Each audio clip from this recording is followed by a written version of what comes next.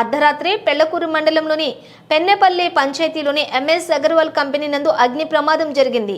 వెంటనే ఘటనా స్థలానికి వెళ్లి పరిశీలించిన సూళ్లూరుపేట శాసనసభ్యురాలు డాక్టర్ నెలవల విజయశ్రీ అనంతరం మాట్లాడుతూ ఘటన గురించి పూర్తి వివరాలు ఇంకా తెలియాల్సి ఉందని, ప్రాథమికంగా సమాచారం ప్రకారం 12 మంది పనిచేస్తూ ఉండగా ఒక్కసారిగా మంటలు చెలరేగడంతో అందులో మొత్తం 6 మందికి గాయాలు కావడం జరిగిందన్నారు.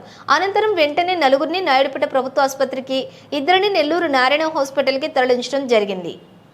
అనంతరం మెరుగైన వైద్య సేవల నిమిత్తం చెన్నై హాస్పిటల్కి తరలించడం జరిగింది. క్షతగాత్రులకు ప్రభుత్వం నుంచి పూర్తి సహకారం ఉంటుందని తెలిపారు.